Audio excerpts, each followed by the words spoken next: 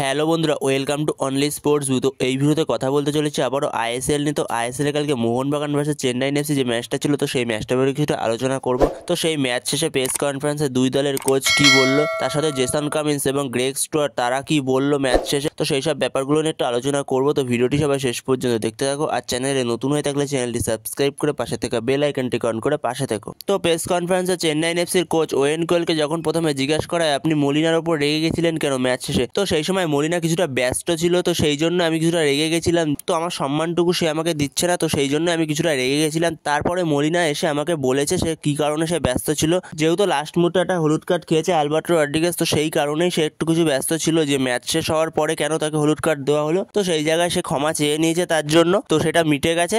তো এরপরে যখন ওয়েন কোয়েলকে জিজ্ঞাসা করা হয় আপনার টিম আজকে কিরকম খেলেছে, তো সেই জায়গায় ওয়েন কোয়েল বলে আমার টিম আজকে যথেষ্ট ভালো খেলেছে। আমি যেরকম পরিকল্পনা করে নিয়ে এসেছিলাম মোহনবাগানের বিরুদ্ধে, আমার ছেলেরা সেরকমই পরিকল্পনা অনুযায়ী ফুটবল খেলেছে। তো আমরা আজকে একটা পেনাল্টিও পেতে পারতাম, যেখানে দুর্ভাগ্যবশত পেনাল্টিটা পাইনি। তো পেনাল্টিটা যদি পেতাম তাহলে অন্যরকম হতো ম্যাচের রেজাল্ট। তো আজকে আমরা যেরকম খেলেছি অন্তত 1 পয়েন্ট ডিজার্ভ করি। তো এরপরে যখন ওয়েন কোয়েলকে প্রশ্ন করা হয় নেক্সট ম্যাচ তো আপনাদের ইস্ট বেঙ্গলের সাথে, তো সেই জায়গায় ওয়েন কোয়েল তখন বলে হ্যাঁ অবশ্যই নেক্সট ম্যাচ আমাদের ইস্ট বেঙ্গলের সাথে। তো সেই ম্যাচে আমাদের ঘুরে দাঁড়াতে হবে আবারও, তো সেখানে আমাদের নিজেদের সেরাটা আবারও দিতে হবে। তো সেখানে আমাদের অ্যাটাক ঠিক করতে হবে। ইস্ট বেঙ্গল বর্তমান সময় ভালো খেলছে, তো সেখানে আমাদের ঘুরে দাঁড়িয়ে আবারও জয়ের রাস্তায় ফিরতে হবে। তো এটাই বলে চেন্নাই এফসির কোচ ওয়েন কোয়েল ম্যাচ শেষে। তো এরপরে মোহনবাগানের কোচ মলিনাকে যখন প্রশ্ন করা হয় যে আপনার কাছে এই ম্যাচটা কতটা গুরুত্বপূর্ণ ছিল, তো সেই জায়গায় মোহনবাগান কোচ মলিনা সে বলে আমার কাছে এই ম্যাচটা খুবই গুরুত্বপূর্ণ ছিল। তো বর্তমান সময় আইএসএল এর পয়েন্টস টেবিল যতটা কঠিন, প্রত্যেকটা টিমই ভালো খেলছে, যেখানে আমাদের 1 নম্বর জায়গাটা ধরে রাখা সব থেকে বড় চ্যালেঞ্জ। 1 নম্বরে গেলেই হলো না, 1 নম্বর জায়গাটা আমাদের ধরে রাখতে হবে, তো সেটাই আমাদের মেন লক্ষ্য।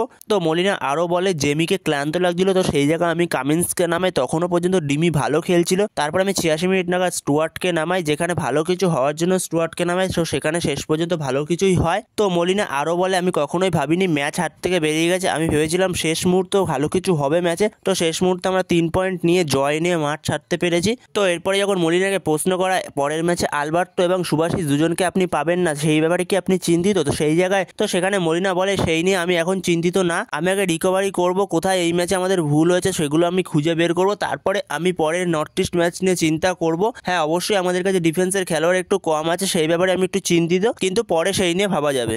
তো এটাই বলে ম্যাচ শেষে প্রেস কনফারেন্সে মোহনবাগানের কোচ মলিনা। তো এরপরে ম্যাচ শেষে গ্রেগ স্টুয়ার্ট সে কি বললো, তো সেখানে গ্রেগ স্টুয়ার্ট বললো আমি প্রথমে শটটা মেরেছি, পোস্টে লাগে এবং সেই বলটা আমার কাছে আবারও ফিরে আসে, সেই বলটা আমি তখন জেসনকে দিই, জেসন তখন ভালো জায়গায় রয়েছে, তো সেখানে জেসন একটা অসাধারণ ফিনিশ করে। তো দলের জয়ের ফলে আমি খুশি। তো ওয়েন কোয়েলকে আমি খুব ভালো করে চিনি। তো এই ম্যাচটা আমাদের কাছে সহজ ছিল না, কিন্তু শেষ অবধি আমাদের 3 পয়েন্টটা দরকার ছিল এবং 3 পয়েন্ট পেয়ে আমি খুবই খুশি। তো এরপরে গ্রেগ স্টুয়ার্টকে যখন প্রশ্ন করা আপনি 10 মিনিট খেলেই সেরার খেতাব পেয়েছেন, তো সেই জায়গায় গ্রেগ স্টুয়ার্ট বলে, তো সেখানে গ্রেগ স্টুয়ার্ট বলে 10 মিনিট খেলেই সেরার খেতাব পাওয়াটা আমার কাছে খুবই বড় চমক। তো ম্যাচ শেষে কোচ যখন আমাকে বলে এই পুরস্কারটা আমি পেয়েছি, তখন আমি এটা শুনে হেসে ফেলি। তো সেখানে আমার সেরা হওয়াটা গুরুত্বপূর্ণ না, আমার দলের জয়টাই আমার কাছে গুরুত্বপূর্ণ। তো এটাই বলে ম্যাচ শেষে গ্রেগ স্টুয়ার্ট। তো সেখানে গ্রেগ স্টুয়ার্ট পুরোপুরি ফিট ছিল না 90 মিনিটস খেলার মতো, তো ওই জন্য কোচ মলিনা তাকে 10 মিনিটের জন্য নামিয়েছে। তো গ্রেগ স্টুয়ার্ট যখন কামিন্সকে অ্যাসিস্ট করেছে তার কিছুক্ষণ আগে সে পায়ের ওখানটায় হাত দিয়েছে, তো তার এখনো ব্যথাটা রয়েছে ওইখানটায়, সেটা বোঝা যাচ্ছে। তো সেই জায়গায় গ্রেগ স্টুয়ার্ট এখনো পর্যন্ত পুরো ফিটনেসে নেই। তো সেখানে লাস্ট 10 মিনিটে গ্রেগ স্টুয়ার্ট কি করতে পারে, তো সেটা আবারও সে দেখিয়ে দিল।